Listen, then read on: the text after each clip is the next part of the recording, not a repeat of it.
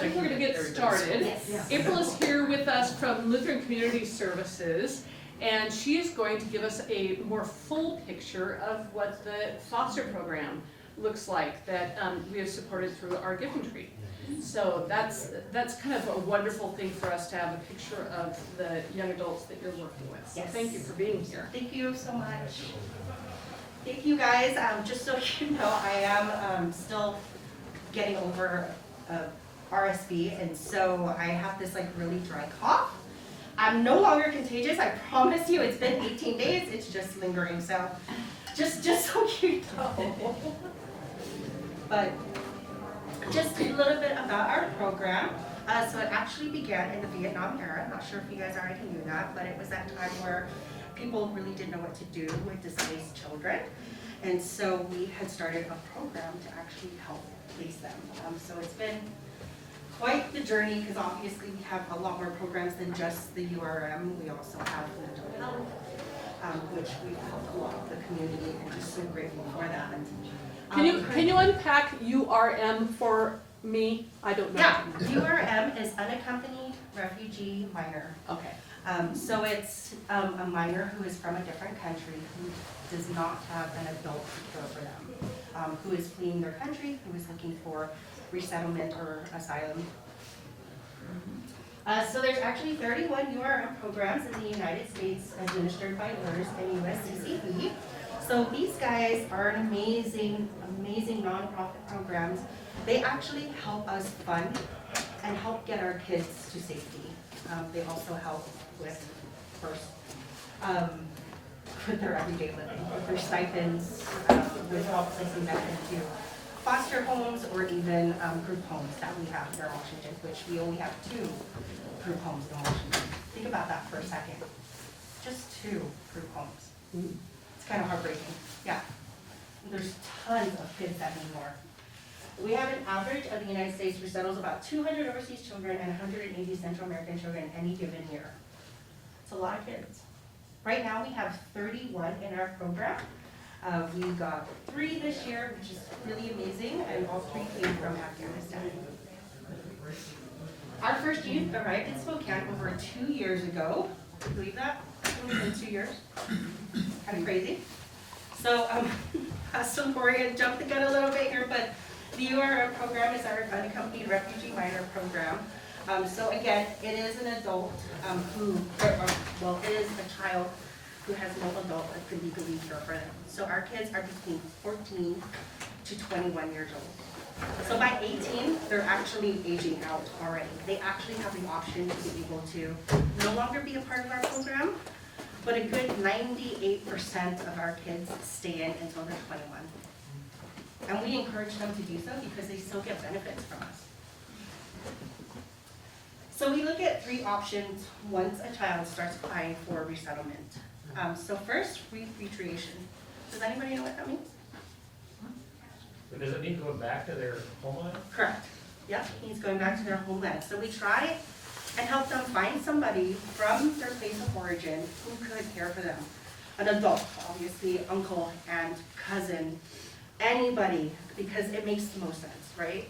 But unfortunately, if they do not, then we look at local integration, and then we look at resettlement.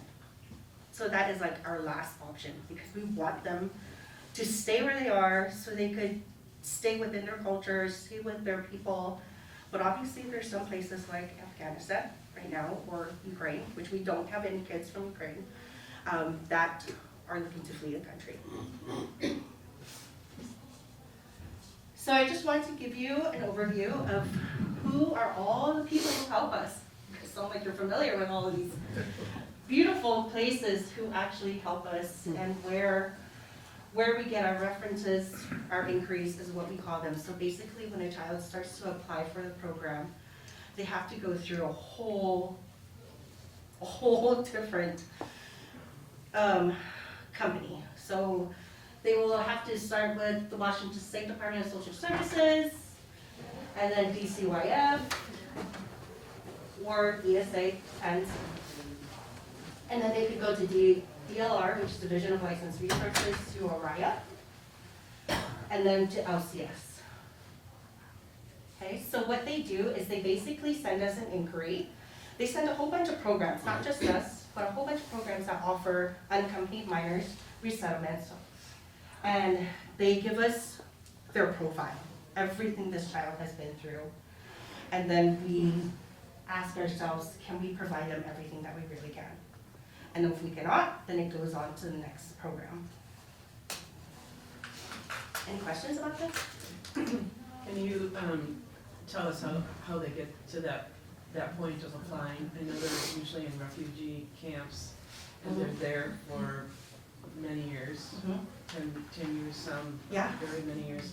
Yeah, And I know that it's a very difficult process to go it is, yeah. to get even to this point. Can you explain that process? Yeah, so once a child flees their country and they end up in an asylum or hopefully someplace safe, then they start to apply for really to resettle in a different country, right? But what happens is they have to go through quite a process. So even if a child is diabetic, or high blood pressure, or honestly, any small thing will disqualify this child from being resettled. Yeah. Yes, Does that mean they never even get to this country? correct. Yeah. I mean, they're still in safety, Yeah.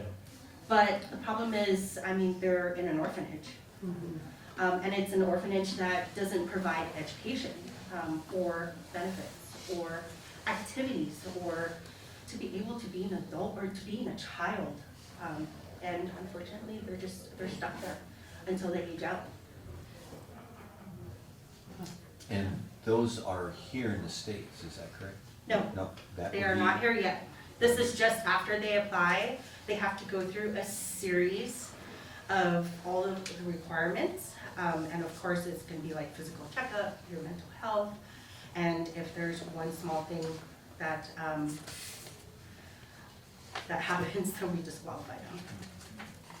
I wish we would change that, but The homes that they're placed in through Lutheran, are they licensed then through DCYF and DLR? No. Or they so they're just homes that, they are licensed through us.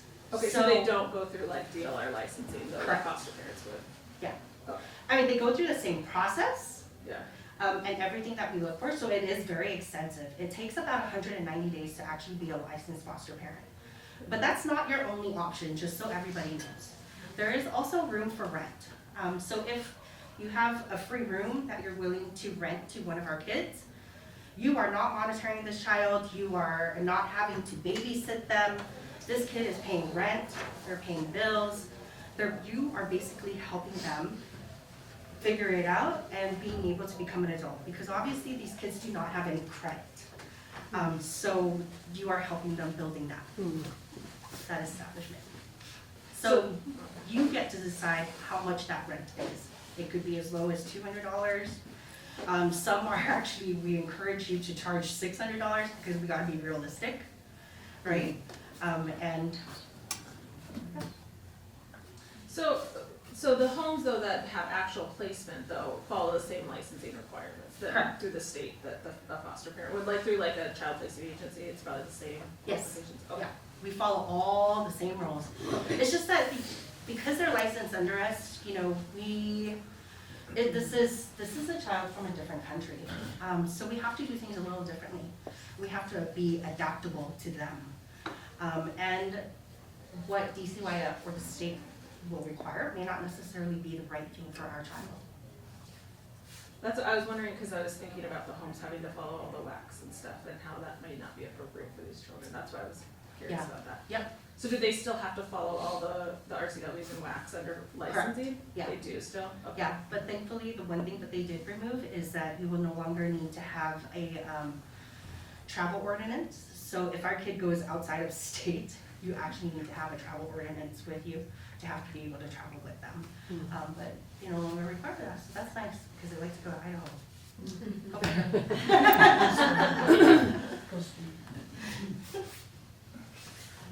Did you have another question? No, that was okay. I just wanted to give you a little overview of all the kids that we do have. Again, we do have 31 kids sorry, that says 30, but we really do have 31. So we have 10 from Afghanistan, 10 from Guatemala, 3 from Honduras, 1 from Burma, 3 from Eritrea, 2 from Bangladesh, 1 from Congo, and 1 from Ghana. And what are their ages? Do you have an age range? Yep, our kids are between 14 it's to a 21. program. Yeah. And right now we have 2 sisters, and one of them just had a baby, a baby boy. Yep. And she's over the age of 18, she is living on her own, but she still chooses to be a part of our program until she's 21, because she still gets Medicare from us. How big are the group homes? How many kids are there? Let's see, 6 kids in each group home. So honestly, I mean, that's 2 in each room. So the group homes aren't very big. I really wish we had more. We do partner with Helping Hands. Are you guys familiar with Helping Hands? So they're the ones that oversee the group homes, so they staff it. So the kids are not allowed to be alone without an adult, so they actually have an adult there 24/7. They also make sure that they show up to appointments, to go to school, to show up to school, and then they report when our kids don't show up to school, because then our social worker steps in and just, trying to figure out what's going on.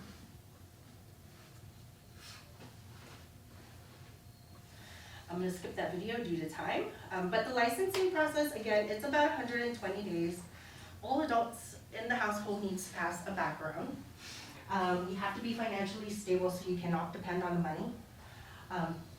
Adequate space, so at least a room or a shared room. Physical and emotional healthy household. Completion of foster parent core trainings and first aid and CPR trainings. Most of them, like a good 90% of them, are online, including the CPR. I know this because I actually went through the process. It's actually how I started working for URM. My husband and I were working on becoming foster parents. And then I realized I feel like I could help more by working with them than being a foster parent, for one. And then lastly, there's identification of your preferred demographics. So it just depends on, what you feel the most comfortable with. Be completely honest with yourself. And that's okay. If you prefer females over males, that's okay. I could tell you that at first, when we were looking at this, we were like, whatever, we will take whoever. We're gonna open our home. And then 24 hours later, my husband was like, I think I would feel more comfortable with females over males, because he travels a lot. So I'm home alone a lot. So that means he would be interacting with me the most, or the child would be. So things to think about. What works for you as a foster parent. If you do want to be a foster parent, you would have to take them to their appointments, to school, be involved as much as possible. You're their parent, you're their guardian, you are their core, you are the person that they will look to. So be realistic with it, okay? Think about it, think about what works for you. And it's okay if you prefer a child who's more independent, because that's who we preferred. We both work full-time, we work a lot, we both travel a lot for work. I also cover the Tri-Cities area, which we're expanding to. And my husband travels to Montana, to Idaho, to Washington. So we wanted somebody who is more independent and not having to really rely on us, because it would obviously be hard. So think about what works for you as well, because we don't want you to be stressed out to be a foster parent. Or if you're looking for or willing to do a room for rent, that's fine too. That child would obviously not be a 14-year-old, because they wouldn't be able to afford rent. So this would be somebody who would be between 18 to 21, who's already working, who's already making money, who's just really trying to become more independent. Okay? Questions? No? Will you tell us what current needs you have once we get to the end of the presentation? Yes, absolutely, absolutely. Supports to foster families, financial reimbursement for the youth.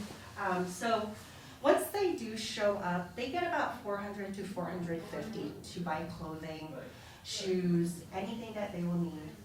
And then they would get about $810 a month. And then once they hit 18, they get about $1250 a year, which is not a lot. Not even close, right? Even 8, 10 a month, that's not a lot either. Especially groceries are unbelievably expensive right now, and this is a growing child. All refugees' children have Medicaid, respite care, so we do have families who open their homes. So if you're going on vacation and you feel like it might be too much, or whatever it may be, we do have families where they can stay there for the weekend while you're out. Or you can leave them at home. Depends on the age of the child and what you feel comfortable with and what the social worker feels comfortable with as well. We do have a 24-hour crisis response at all times, including holidays. An independent living worker, and then ongoing support and training. So our independent living coordinator, her name is Vanessa. So this person basically helps the child become independent. She helps them open up bank accounts, get telephones, enroll for school, look at what colleges, the possibilities, what they want to do for the rest of their life, how to budget, which is really hard. I'm sure, has anybody tried to teach a teenager how to budget? Yes.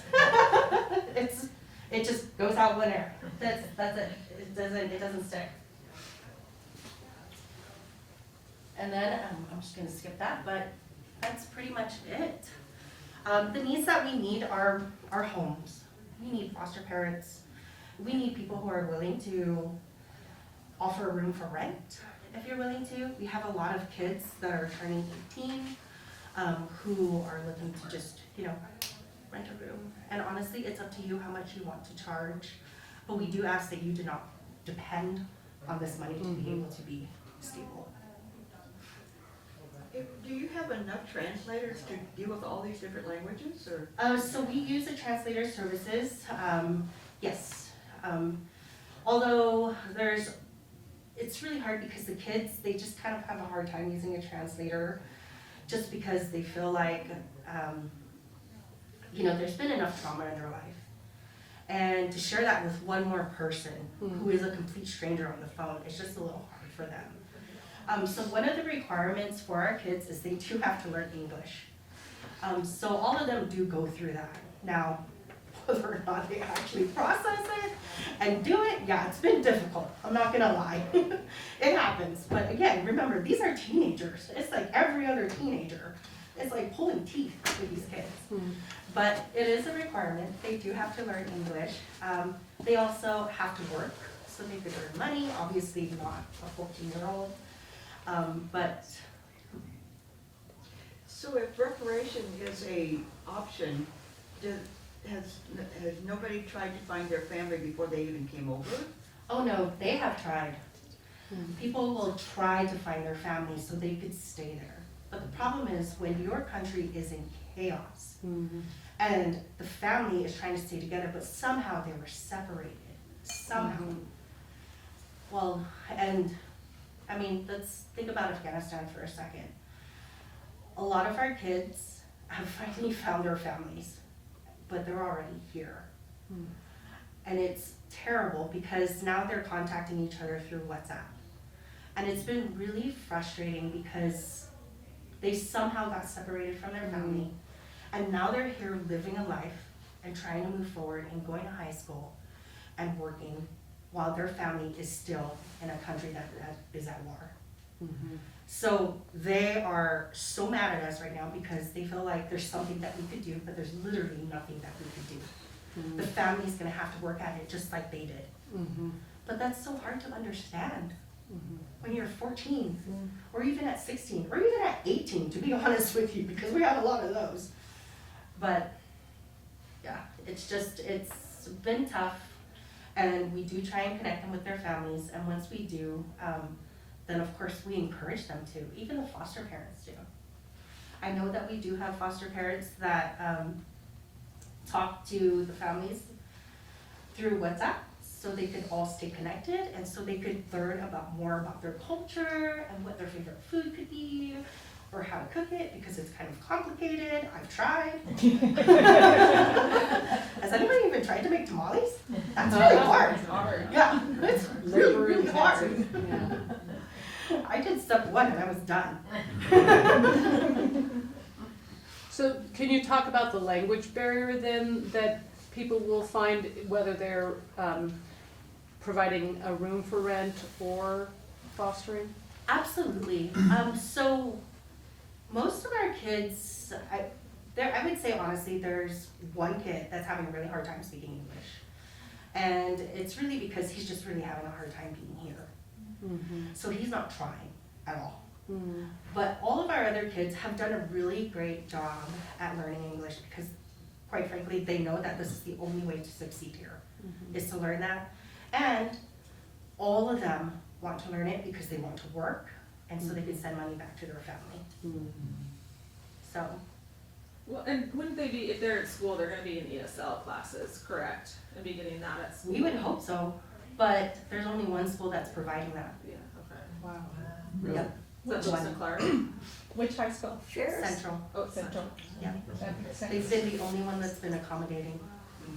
Although our social workers right now, we are working on talking to the schools and hoping that everybody else adopts it.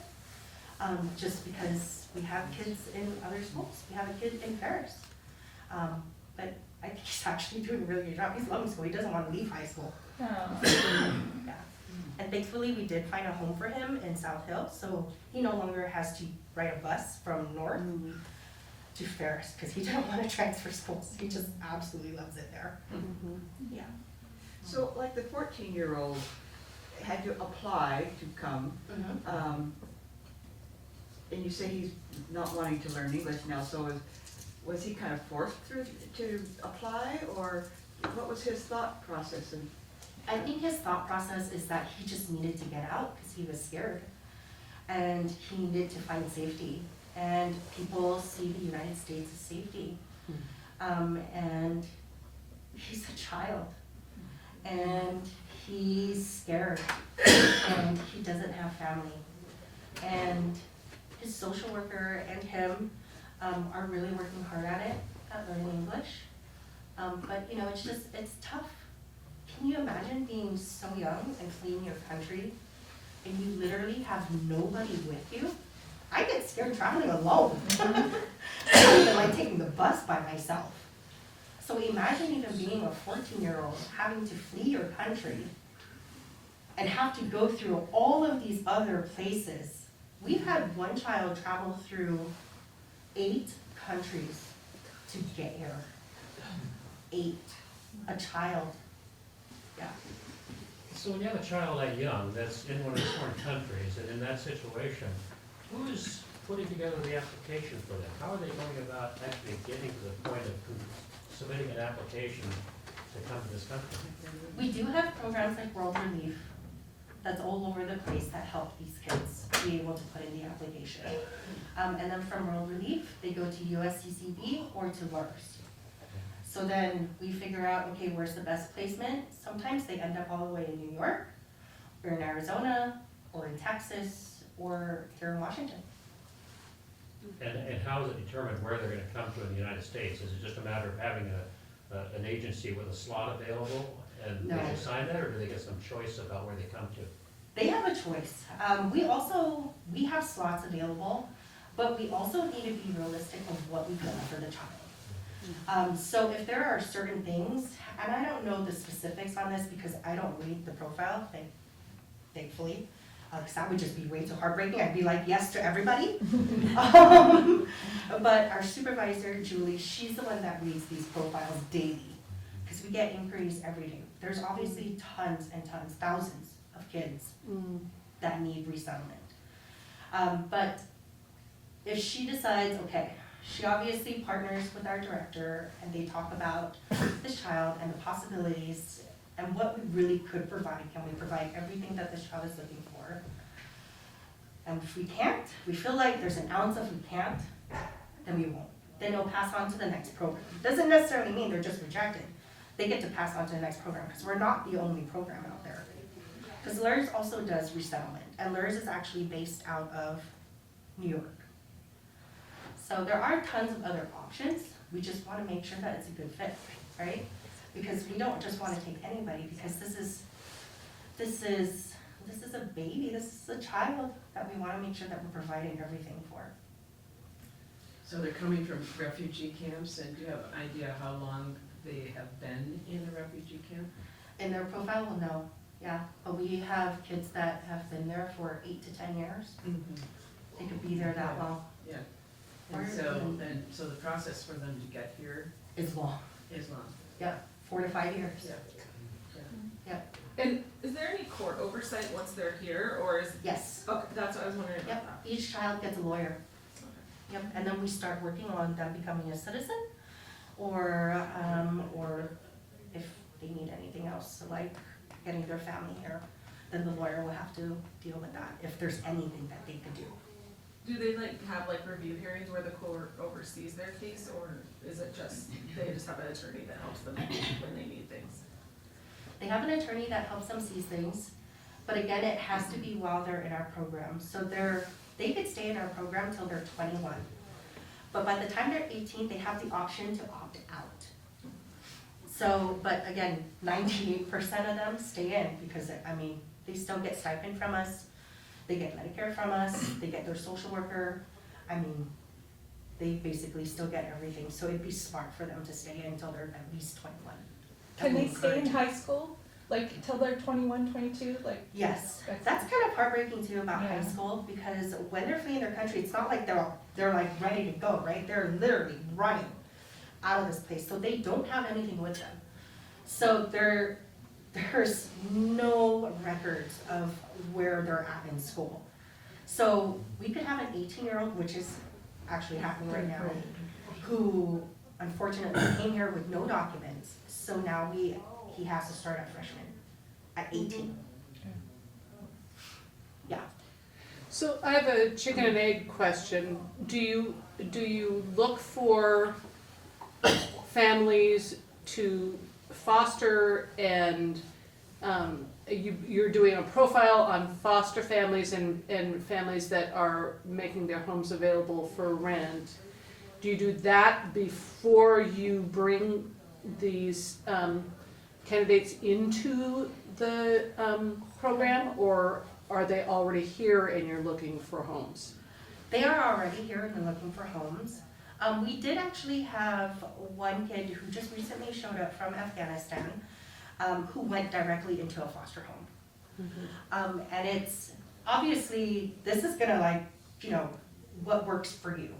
So when a child shows up, we'll be like, hey, you know, we have this child that showed up. This is all the things we know about them. So far, they're doing really great, you know, English. All of the kids from Afghanistan are pretty, they talk really well. Yeah, they are very educated kids. Yeah, so it's been pretty awesome with them. But we'll tell you everything we can about these kids, and then you can decide whether or not you want to meet them. It's not an automatic. We're not just gonna be like, hey, we have somebody, here you go. We set up a time where we could have the kid come out and have you in their home, and they get to check it out, and then you could both figure out what works for you, and if they like you and you like them, and you wanna make it work, then it works. Since 21 is the final age, do you help them get jobs? Do they, Absolutely. Oh, yeah. That's what our independent living coordinator does. She helps them find jobs, including our social worker. So our social worker is their legal guardian as soon as they show up here. And then that's what the living coordinator does. She's like their backup. She basically helps them become an independent person. So that's when she will step in to help them find those things. and they can get a driver's license? Yeah. They can get a driver's license, hoping that they have all of their identification. Yes. And because of that language barrier, sometimes we do have one kid that had to take the test like 8 times.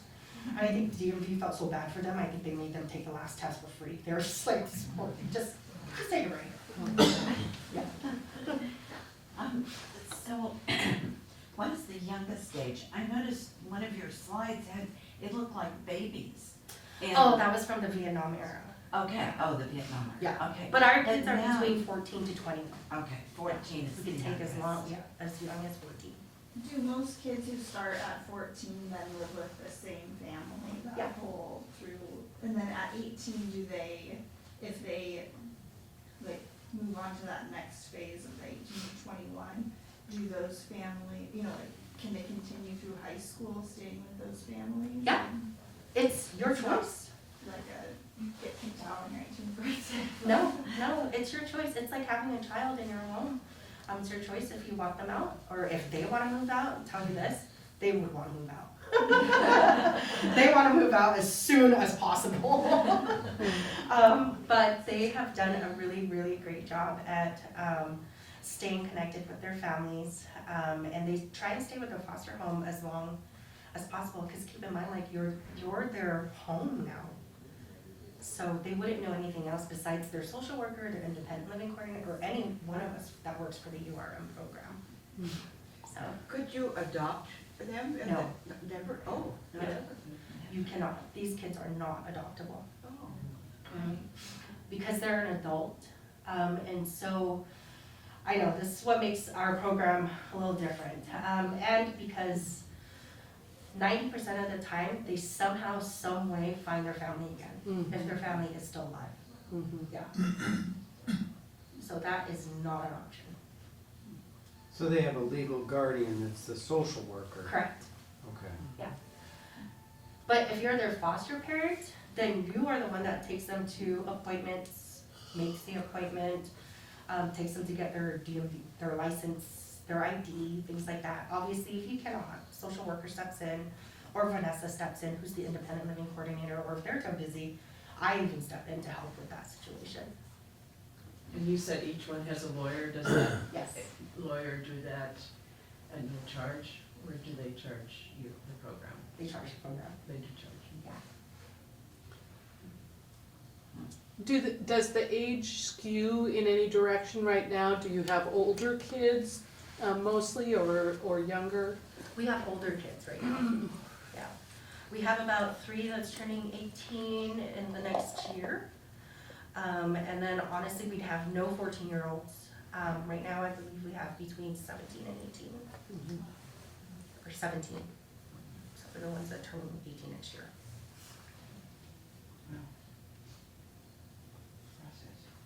It's a lot. Yeah. It really is a lot. And all the things that they have to go through, they're so resilient. And they're so funny. And they love soccer. They do. We recently had a training with the police force in downtown, and one of them mentioned soccer. And at the end of the entire presentation, one of the kids goes, you mentioned soccer, that was the only thing that stuck. You're so cute. So cute. But we do have a lot of really great people who step up and help train them and help teach them all of these things. My husband's a district manager, so he's even done training with these kids on how to write resumes and help them do interviews and how to dress for them. So we have tons of people who are generous enough to be able to, come in and help do these things. If, foster parenting or renting a room is something that you're not interested in, I'll tell you the one thing that we really do need help is helping these kids learn how to drive. We really do need that, so if anyone has time, volunteer for that. We really do. We don't have enough of it, and they think they don't need a license to drive. Yeah, it's happening right now. But we can only do so much. Can you talk about these kids' religious influences? What do they bring with them, and how might that impact the relationship that you would have with the children that you foster or rent to? Yeah, we actually haven't had a big issue at all. A lot of them can attend the mosque, but they have just done a really great job at adapting. And there's a really big Afghan community here, and also a really big refugee community here, which our kids connect with and hang out with. So they've been really inviting. But I guess part of my question is, unless they're able to drive, Yeah. how do they get to Friday prayer or? Yeah, so Helping Hands, so since they manage the group homes, that person is designated to take them to church or to the mosque or wherever they need to, most of the time, in a perfect world. But if they don't, then it's a social worker or Vanessa, or they take the bus. So So we are also looking for homes that are in bus lines, because then it'll be easier for the kid to be able to get around. We just recently got them all bikes. So we had a group that generously donated bikes to all of our kids, and then we had Will Sport bikes that generously built all of the brand new bikes for free for us. Yeah, Wow. yeah. But obviously it's Can you snowing. tell who, can you tell, we know, but can you tell everybody who donated the bike, who bought the bikes? I don't remember it at the top of my head. I know 2 came from within our company, but I do know it's in Afghanistan. It was mosque. Yes, Really? yes, I think it was the mosque. yes, Moscow. yeah. They bought bikes. Huh. About 8 of them, Yes, most of them. and that actually is a great need, if you have an old bike Yes. at home, if you wanna donate, we've done that.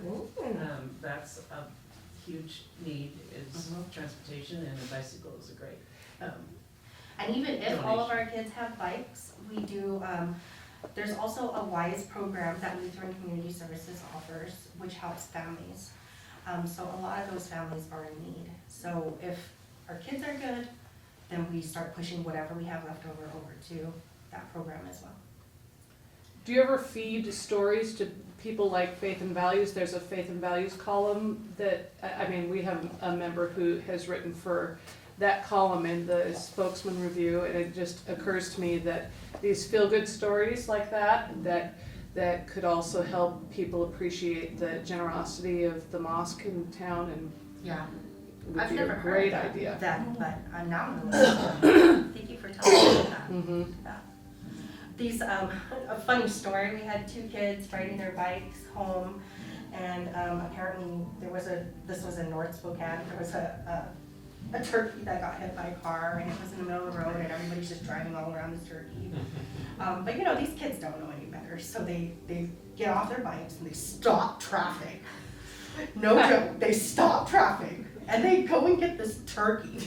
And you guys know how big these turkeys are. And then they both get on their bike, holding on to this turkey, coordinating with each other. I'm serious, it was the funniest thing in the world. And they bring this turkey home. Yes, and they start giving it water and food. Yes, and they were trying to bring it back. And then our social worker shows up. And she's like talking to one of the kids, and he's like, yeah, well, you know, we saved a turkey. She's like, what? What did you guys do? And they're like, oh yeah, we got the turkey and we're riding our bikes, and it was kind of a disaster because we're trying to balance riding our bike and holding on to this turkey because we need both of us. And I'm like, oh my gosh. But at the end of that story, I guess the manager of the home ended up taking the turkey somewhere else. Go figure. That actually happened. It's so funny. Are you able to coordinate with Global Neighborhood because they hire all refugees? Yes, yeah. We have coordinated, we've reached out to them. We only have 2 kids that need jobs right now.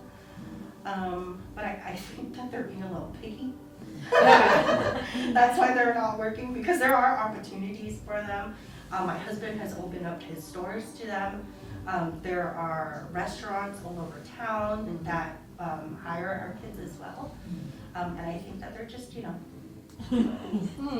teenagers, yes, teenagers. So if you want to become a foster home, what is the process to get started?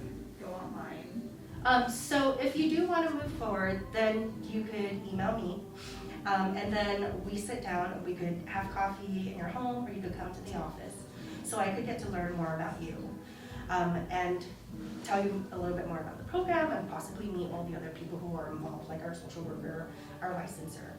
And then if I feel like, okay, this is a good fit, then you move to Amy, and she's the licensor. So then she'll give you all of the training and the CPR that you need, the CPR certification that you need. And then she'll come out to your home and check out your place, and just making sure that it's safe and you don't have anything crazy going on, and that you're locking up all your guns or knives or machetes. A machete. That was a recent one, a machete. Yeah. we were like on the tree. They weren't sure, so at least they had it on the table and they were open about it, but yes, a machete is something that should not be out there. But, yeah. You do have flyers over here if people Yes. want to. Yep, and then my cards are here as well. You can leave your name, your phone number, and email, and I could email you, or you could email me, and then we could go from there. What percentage of the children are actually repatriated to the country? Is that a rarity or is that a common occurrence? Oh, great question. It's a rarity. Yeah. I don't know the specific number, but if I had to guess, I would think 11%.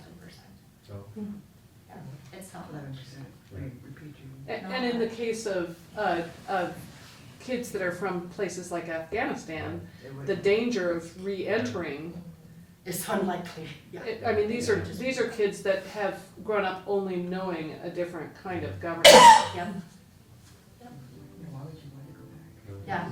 except that your family's there. Your family, I think of Yeah. your culture. Yeah.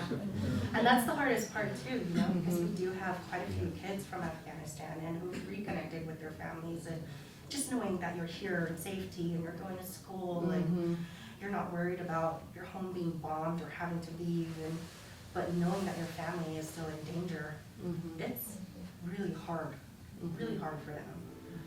But thankfully, Lutheran offers really great mental health services, so all of them sees somebody. That was a question. It's practically a requirement. Yeah.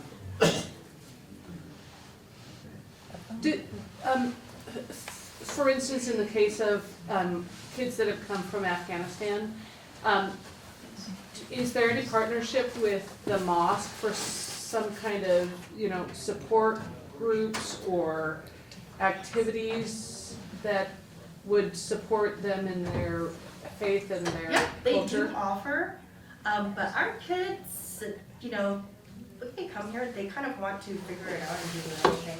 Yeah. And then they kind of stay within their own group home and hang out with each other. But, we also partner with Latinos in Spokane, and they do tons of really great activities. There's also Thrive International, not sure if you guys have heard about them, but they too do tons of activities as well. We've been partnering with them, just so all the kids, could partner with each other and find each other and just kind of find their own community. But yeah, they do. They do. Well, thank you guys so much for coming here today. My card's over here, so if you have any other questions or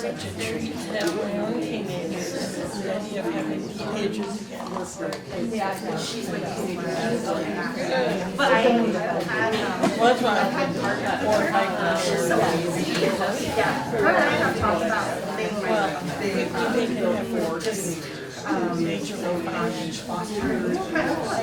exhibition. Because somebody different programs out there. Actually,